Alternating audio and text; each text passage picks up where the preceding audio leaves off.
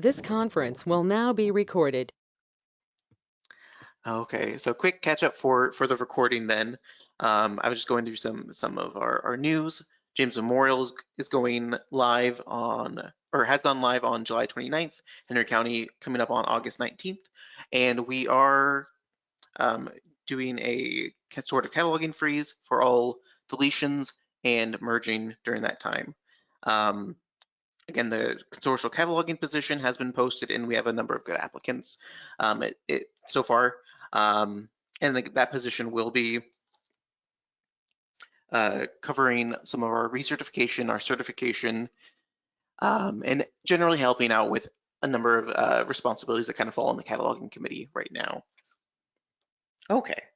Following up that, every month we have maintenance that Equinox does for our instance of Evergreen. During the maintenance that occurred towards the end of July, there was a number of changes or additions that I wanted to bring to everybody's attention, since some of these are going to be, pretty helpful or impactful for your day-to-day work. First of those I wanted to bring up, and again, some of this was covered in an email I had sent out, but I think some of it's a little bit easier to see in a demonstration. So, for example, I'm just going to pop in Harry Potter.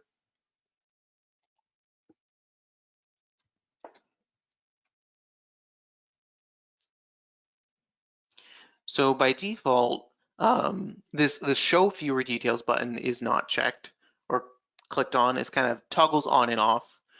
So by default, you just see the title. You see some information here about the number of items and their availability. But if you click on that button and toggle that to show more details, it'll load in 1 second. You'll also be able to see the individual locations and their shelving locations and that holding information that is hinted at up here with this section. So this is really nice because it's kind of what we had previously before we upgraded to the newer version. So I really appreciate being able to see this so that you're not solely relying on this this count.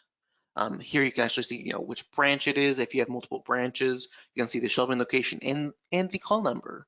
The call number was something I know that we were definitely missing from prior to our upgrade to 3.6. So I'm really glad to see that this is here, and it's nice to see that every month that we are getting these sorts of updates and upgrades almost to our instance of Evergreen. So again, that's after your search. If you click that show more details button, it'll refresh. And so far, from my experience, that stays checked or stays toggled on. So if you do it once, it should be kind of staying there for as long as you are, as long as your browsing data is saved in the browser. Of course, if you clear your cache or clear your cookies, it might clear that. So just be aware that that's a nice feature that will stay on for you. Something else kind of related to searching I wanted to mention from that maintenance is our catalog preferences. So previously, when you were searching, the preferred library really only impacted the display of items once you opened up the record. It's going to show your preferred library items at the top of the list. So when I can't display that without doing a search. So for example, it would show, like if you open up the record, I don't have a Trails one here. Here we go. If I open up the record, it would just show, my Trails locations here at the top. And that was kind of all that it did. It didn't include this nice little count here. If you wanted to see the count for a location, or at least from my experience prior to this maintenance update, that location also needed to be your search library. Thankfully, that's no longer the case, and your preferred library also shows up here as the count. So, depending on your location and how closely you want to look at your shelves, I would recommend setting that your preferred library either to your system or the branch that you work at. I think there were some other changes that kind of came through with that. There was some mention in the notes about on when you open up the bib record and look at the item table that there was some more customization there before, but I can't remember if prior to the maintenance if this was all customizable or not, but I think that's what they were referring to as kind of more customization with things on the item table. Okay. Any questions about that or anything else I've covered so far?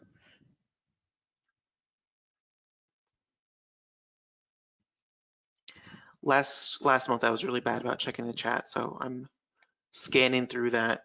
Sorry if I missed anything you had said from last month. So far, it's just Oh, attendance. okay, that's what I'm seeing too. So I'll go ahead and move on. So moving on to the more cataloging intensive portion of our meeting, looking at the first thing I wanted to mention was it was brought to my attention, or something I had noticed, but I had not really thought much about it. In a lot of our lists, you'll see on like if you do item status or have like an item bucket, you will see that articles are sometimes listed in the title. So you'll see like the beekeepers something or other, and you'll still see THE space present, despite having gone through the record and made sure to uh, include the correct information in the second indicator to ignore those first four characters. So it would just seem that a lot of the list functionalities don't do that. And after that was pointed out and we discussed it, that this was brought up by Mark at Neosho Newton. Um, and together we did find that there was actually a bug report. So to our knowledge, the staff client does not respect filing indicators when sorting by title. So I don't know if this really impacts anybody super greatly in their day-to-day work, but it might be a little annoyance if you're trying to sort something by title and are finding that the things that should be sorted just by without the articles in front are going down to the T section or up to the A section if they have A or AN. So just one of those little things. So far, it looks like it has been confirmed, but it looks like it hasn't really been assigned to be worked on or anything. So, and so far, it doesn't have quite a lot of heat. So I'm going to include this in the meeting notes today so that others can go in and add heat to that. So that Nate, this is a good a time as any to mention. I did want to mention that it's Feedback Fest week for the Evergreen community at large.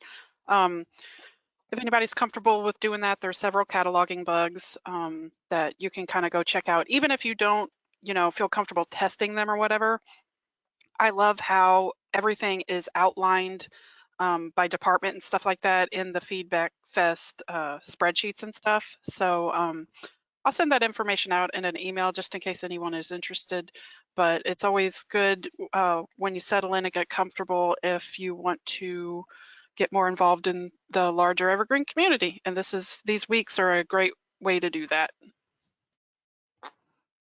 Awesome. Thanks for sharing that, Kate. We'll definitely look forward to that email. I also received an email asking me to issue a reminder for everybody regarding the 092 field in our MARC records. Just as a reminder, 092 is for locally assigned call numbers. Generally in the consortial records, we do not want to include any local information. Our bib records are supposed to describe the materials shared by everybody in the consortium, and local call numbers really don't fit into that. So please, if you're adding those, just please refrain from doing that in the future. And also feel free to remove any existing ones as they come up. Call numbers, if you just want to make sure that the Dewey number is recorded in the MARC record, can be done so in 084. or 082. My brain is just not working right now. In the 082. So yeah, that is where we can record that.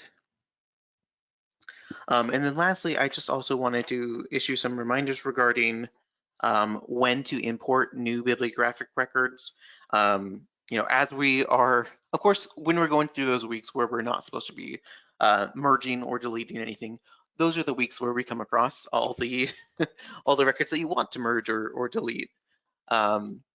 So I've just come across some examples that I just wanted to mention, or some of those instances that I think are or just issue some reminders, I guess, about how to go about that properly when you think that you might need to import a new record. First of all, definitely double check in the catalog before you decide to import anything.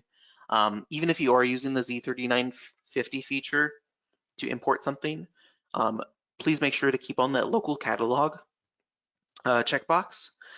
That makes sure to check locally so that, if you're searching for the new James Patterson book, it'll hopefully by title. That'd be my suggestion, because if you search by ISBN, it's not going to capture those things that might be the same content, but with a slightly different ISBN, whether it's a reprint, a rebinding, anything like that. We do keep on the same bib record, and of course that is not a reason to import a separate bib record on its own. So I guess to get back to what I was saying, search by title generally, or you can even title and author to make sure that you're narrowing down those results. Keep that local catalog checkbox checked so that you are picking up records that may already exist within the catalog. Or if you're already just searching in the catalog prior to even going to the Z3950 page, yeah, just make sure that I would again suggest searching by title and author. Also, if you do end up needing to import a record, definitely make sure that all the characteristics on that record, apply to the item that you have in hand. I've come across a few records that the title and the author and maybe some of the descriptive information is in English, then the rest of it's in like German. I've only come across like one or two of those, but just be aware that you're making sure to check the full record before you import it.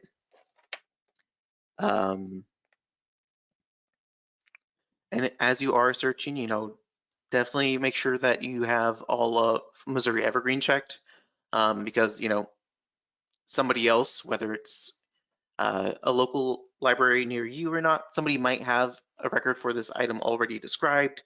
And again, definitely feel free to always pull up the guidelines that we have for merging on the Missouri Evergreen website. So if we go there and go to member resources, cataloging training materials, you can always find that here under, where's that at? Guidelines for merging records. So in here, it talks about each format separately. I know we've gone through this before, but just kind of reminding you some of the key points here, especially with books, since it's kind of our most common thing. Our hardcovers and our paperbacks, and even some of our, pre-bind materials, those can all go together on the same bib record. Those don't have to be separate. And if as we are merging those things, we like to add that note that's saying, publisher, publishing date, and paging may vary. And that's just because, some of these are reprints and so on. And we do have this nice little kind of threshold, I guess, for variance, if it's within 3 centimeters or within 10 pages. Those are just some easy things to kind of give you that indication. Yes, this fits on this record. No, this doesn't fit on this record. And down here below, we have a number of things that really fall outside that category that help you know, oh, this really should be on a separate record. This is not the same thing, or this is just different enough that it deserves to be recorded separately with its own information. One of the big things there being mass market paperbacks. Those really do end up being of a different size and definitely can often have very different page numbering. Of course, language, pretty much any sort of thing that's going to actually change the content of the material, whether it be the illustrations, additional things added in. We have here forwards or analyses, or even just with different formats. And it's also just, I know it can be difficult sometimes as vendors are coming up with new ways to market materials to us. Sometimes they add things together, or they reissue something. Recently, it's been brought to my attention that there are books out there that are like a picture book with a preloaded audio added onto it. So I know we'll probably want to discuss that at some point about the best ways of cataloging those and separating those out. Yeah, so just definitely, if you ever have questions, you can also reach out to myself or anybody on the cataloging committee. But definitely have a copy of this printed out and nearby so that you kind of have a something to reference as you are going through and deciding, do I need a new record, or can I use the record that's already existing?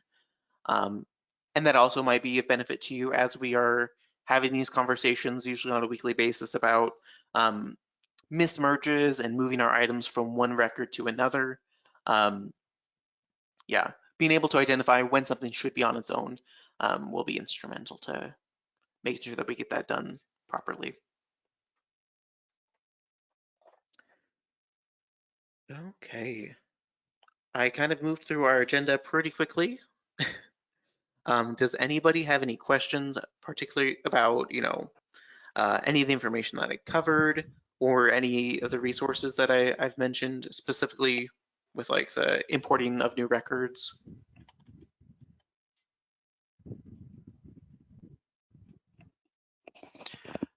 I'm curious if anyone has looked at our new best practices document and if it's been helpful to anybody.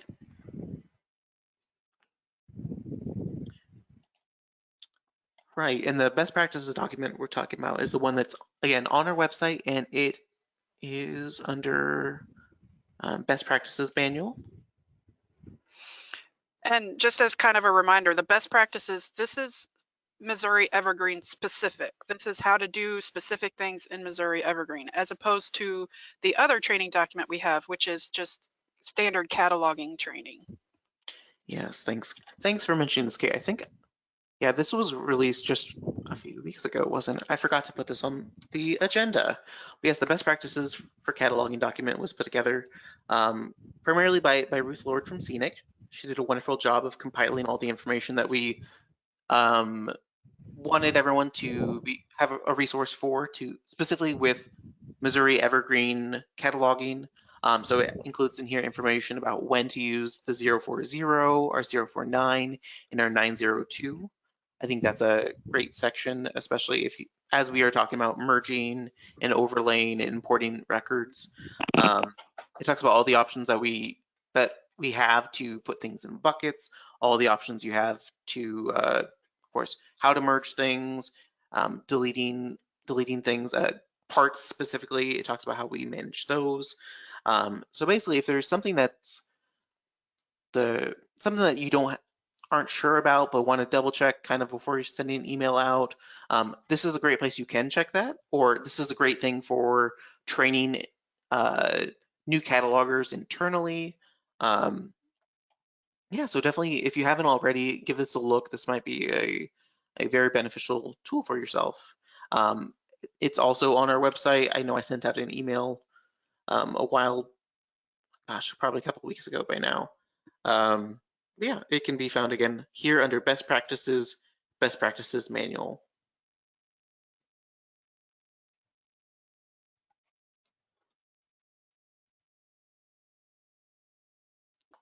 Hey, Nate, Yes, can you Ron. take a minute to go to the cataloging contacts page? So we've got a little bit of new information there that people might not have seen. Right, so here we are on the cataloging contacts page, and the new content we're talking about is up here about the meeting information. Is that right, Ron? And also, I think I added the listing of committee members since the last meeting also. Oh, awesome. Yeah. Because we tell Yes. people, contact one of the committee members if you have a question, but didn't always tell people who the members were. Right, that's definitely fair. So yeah, as Ron mentioned, you can see here we have the cataloging committee members listed here at the very top of that contacts page. They also can be, we try to make sure that they are listed on the meeting minutes.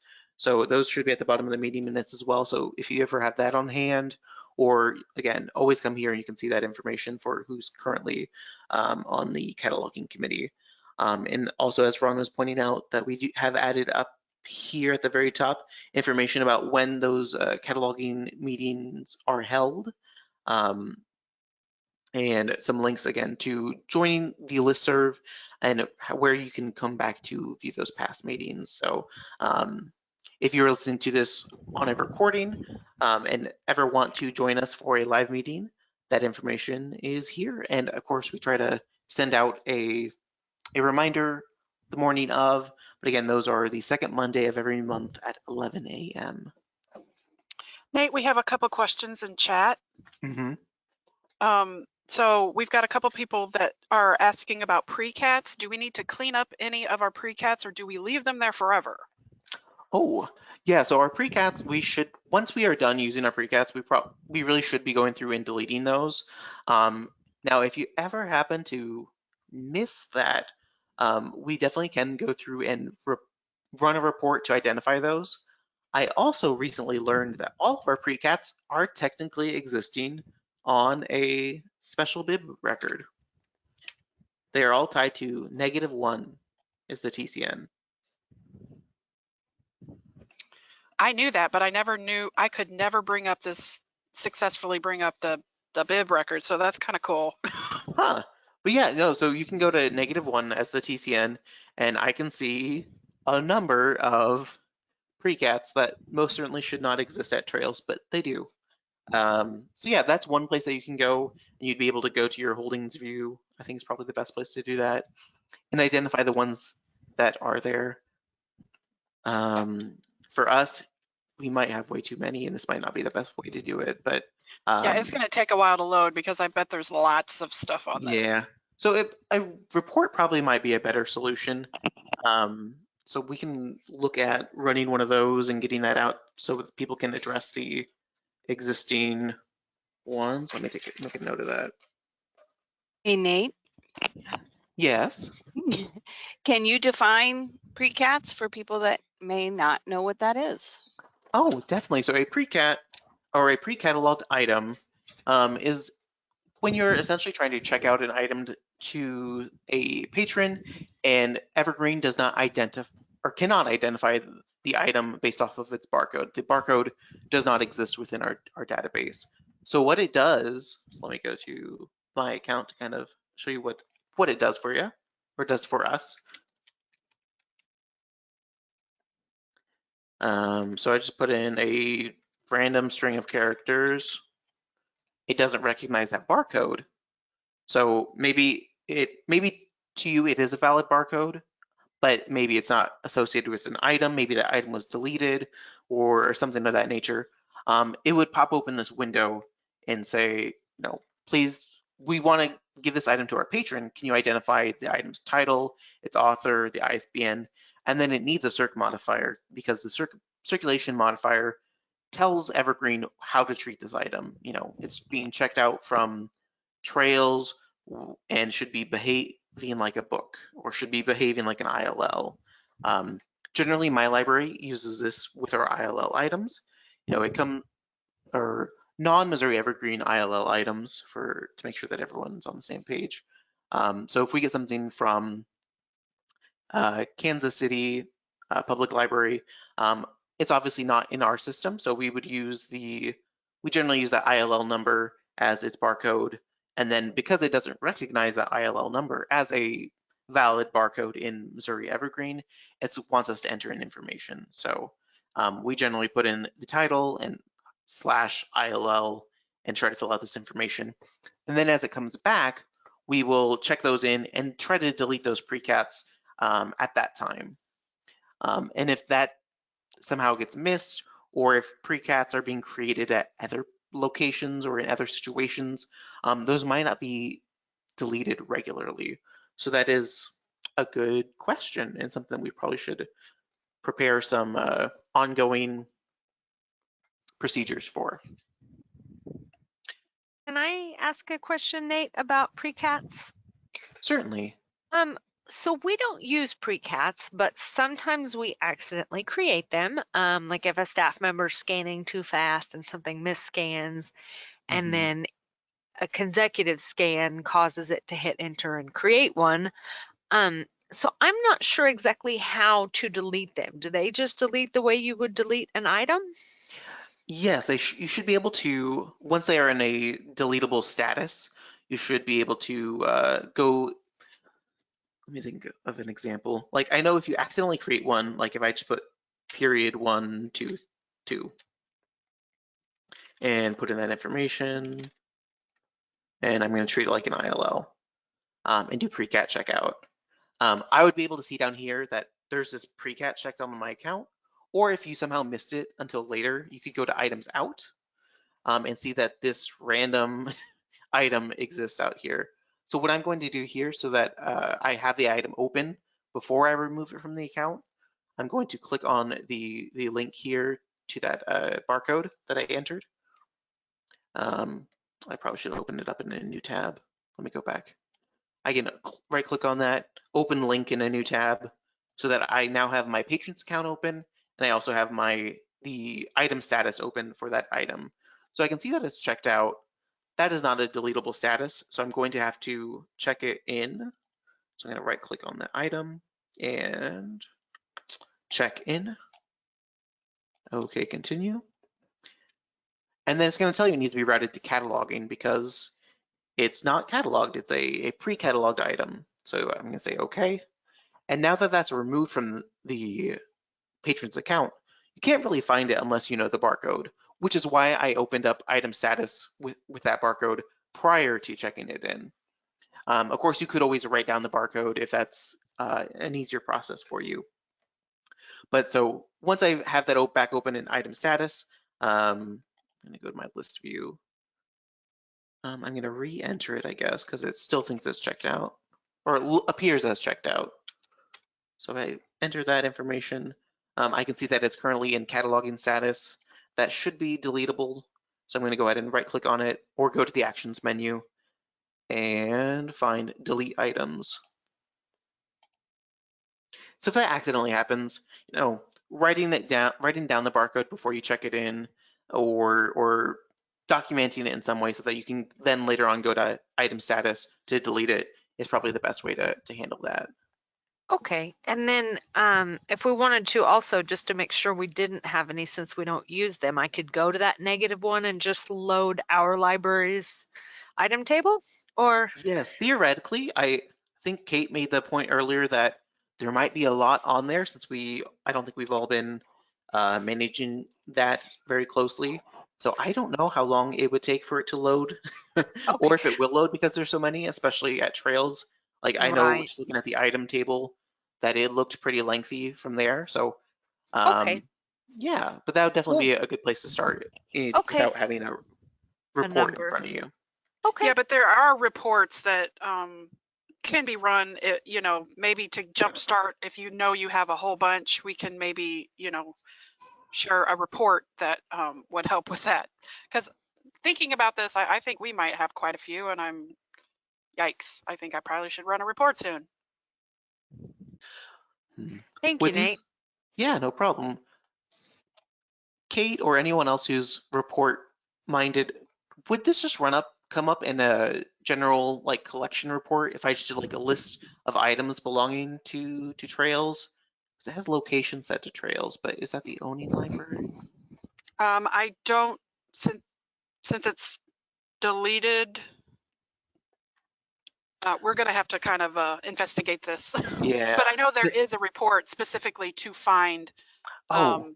to find these precats. Sorry, I didn't mean to interrupt. Can I comment specifically on this precat right here? Sure. The one that you have loaded up. So our library's call numbers start with 34MO200.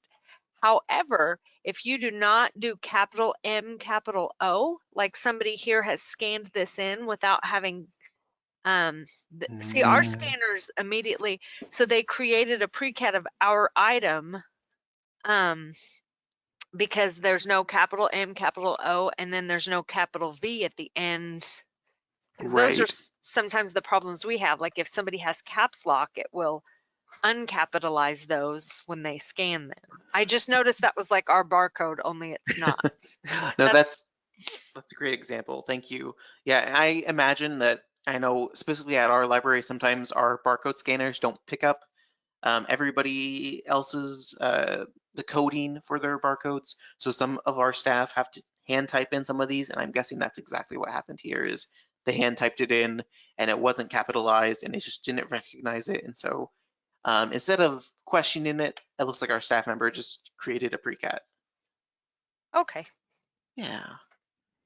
So yeah, it sounds like we definitely should be looking at some of our reporting options. It sounds like Kate suggests that there probably is already a report template Yeah, in but here. I couldn't tell you off the top of my head. Okay. So, yeah, we'll sorry. definitely put that We'll information investigate. together and send out an email. I see some other questions in the chat. Since we're still talking about precats, I see Retta asked, will deleting the precat affect the circulation stats? To my knowledge, I do not think it should. No, it doesn't. Okay. Let's see.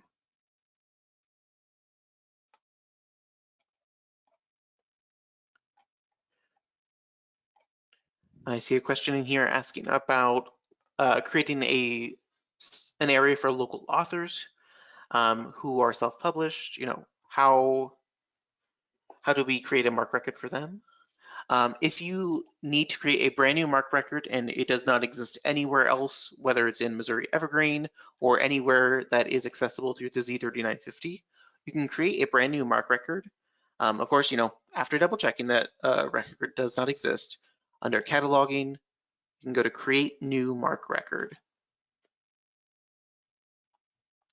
And here we have a number of preloaded templates that you can use. So if it's just a self-published book, you can select book and load, and it will enter in some of the basic values that you will need to get started and show you some of the basic fields that you will need to get started with cataloging a book. And you can kind of add the information from there.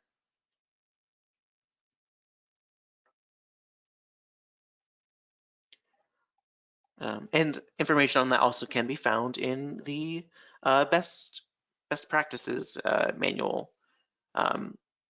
Thanks to Ron for pointing that out in the chat.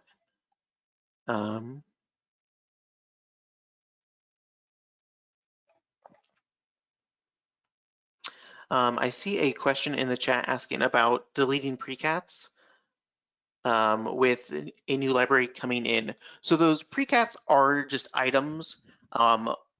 They are associated with that one TCN, that -1 TCN. So deleting the item will not affect the existence of that specific bib record. We are definitely welcome to, you know, add items, delete items, transfer items from one bib to another, as long as we aren't merging a bib record together or ending up deleting a bib record, which can sometimes happen when we are deleting items if it is the last item on that bib. With the precats, there are so many on there, I do not think we will ever get to the point where it will be deleted for lack of items. Also, I don't know if that's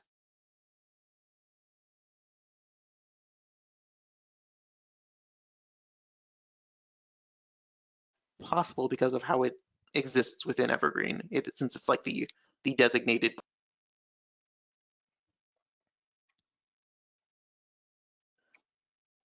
Okay, that's some good questions.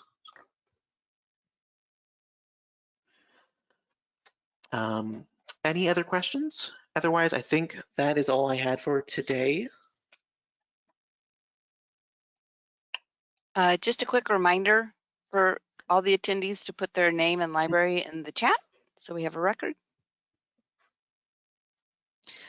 Yes, thank you very much for the reminder. It'll definitely be very helpful in recording attendance later.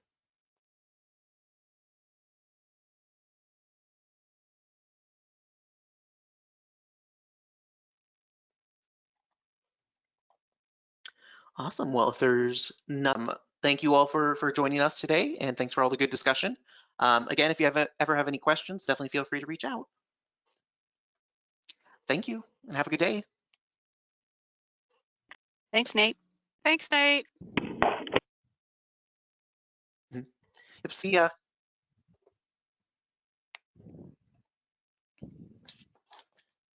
Don't close the meeting yet, Nate. We still got people. Okay. Yeah, I see some people Okay, still awesome. entering their information. I think I got most people, but there were some that weren't identified. So I hope they put theirs Okay. in there.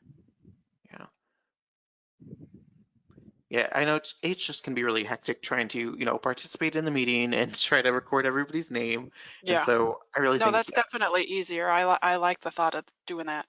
yeah, I think it helps a lot. And then, if they attended, they can put in their information to make sure that they get they're recorded. Okay, thanks, Nate. I will talk to everybody later. Okay, we'll see ya. Bye-bye. Bye.